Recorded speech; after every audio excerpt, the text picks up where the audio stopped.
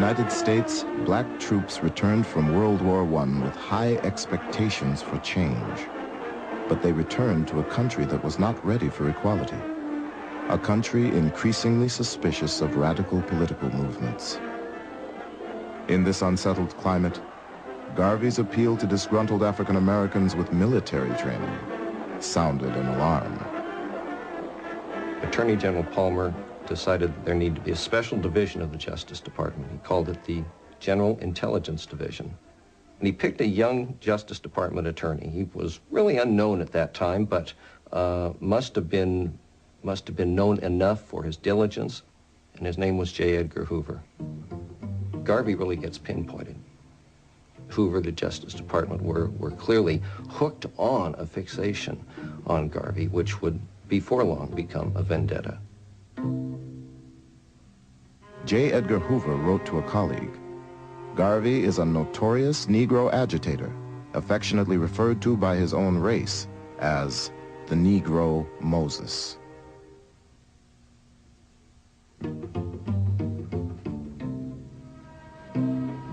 Hoover's agents were in the audience at Carnegie Hall when Garvey bragged that the UNIA would soon be strong enough to exact its own form of justice.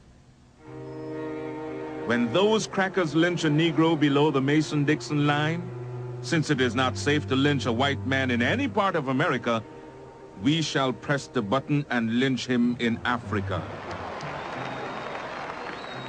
The agent reported that Garvey's address was met with great applause and much excitement.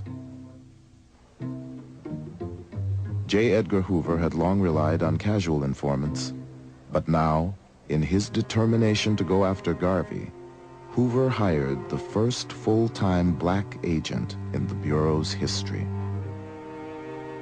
He was known by a code number. All his reports were signed 800. That was his code. And his job was to go into Harlem and to infiltrate the Garvey movement, to try and find evidence that could be used to build a legal case for ultimately getting rid of Garvey. Garvey rejected America. They could no more agree to and accept a militant rejection of America by blacks than they could accept a militant demand for full inclusion by blacks. Just as the government campaign against him escalated, Marcus Garvey unveiled a new business enterprise. It was his most ambitious venture, but would prove to be the most fateful. Get on board, countryman, get on board, lazy none, get on board, countryman, wine home on the Black Star Line, wine home on the Black Star Line. The idea comes to Garvey that black people need a shipping line. And he bases his idea on the fact that the Cunard family has the White Star Line and the Irish have the Green Star Line. And he says, why shouldn't blacks have the Black Star Line? So it is a vision of grandeur. Black people were routinely Jim Crowed on ocean-going liners. Black folk paying, say, for first-class accommodation often had to travel in third-class accommodation. Black people on ships had to eat after the white people had finished eating. So all of these problems Garvey was trying to address through a shipping corporation. His ships would carry more than passengers. Garvey envisioned commercial trade among black communities around the world, with produce, raw materials, and manufactured goods transported on UNIA vessels. The Black Star Line was in some ways Garvey's Empire State Building.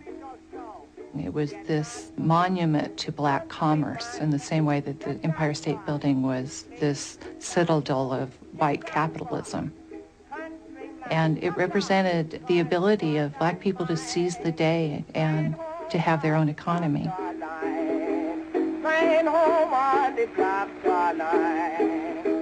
Garvey offered Black Star Line stock for sale in 1919. Promising his investors liberation and large profits as they slept. My parents spent a small fortune in Garvey shares. They were $5 a piece in those days, which was a lot of money. And my mother had to remind my father that there was food and things to be bought because he was buying shares. And Daddy had those on his dresser. And I remember reaching out to touch them. And Daddy said, touch them and feel the power that the black man will someday know. Get on board, countryman. Get on board, leave this land.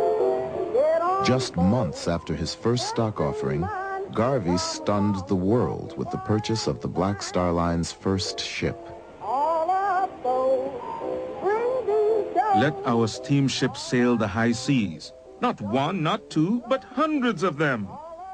The stronger we become upon land and sea, the more will be the respect shown to us, and the greater will be the glory. Flying home on the Black Star Line.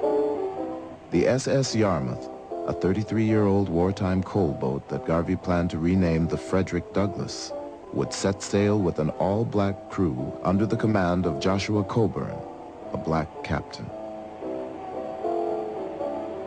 One bright November morning in 1919, Garveyites assembled on the pier at 135th Street in Harlem to witness the launching of the Yarmouth. A spectator said, "We watched people jump up and down, throw up their hats and handkerchiefs, and cheer while the Yarmouth backed from the wharf and slowly glided down the North River." The ship appeared to embark on a spectacular ocean voyage, but because Garvey had not finished paying for it, the Yarmouth went only as far as the 23rd Street Pier. But when the Yarmouth finally made its maiden voyage, it was cause for an international celebration. The president of Cuba threw a banquet in honor of the crew, and members of his cabinet purchased shares in the Black Star Line. In Costa Rica, workers descended on the docks to shower the Yarmouth with fruits and flowers. It was announced that one of the ships of the Black Star Line would be coming to Panama and going through the canal. I was a very small boy at the time, and my brother and I were given packed lunches, sandwiches, and drinks, and were packed off to a place called Christchurch by the Sea, waiting to see this Garvey ship arrive. We got there at about 9, 10 in the morning. Midday, no ship.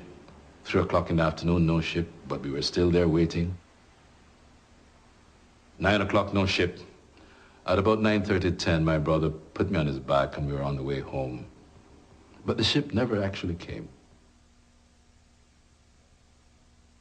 There's no denying the fact that Garvey's Black Star Steamship Line was a wonderful symbol. It was a powerful symbol. But it was nothing more than that, I think, a symbol.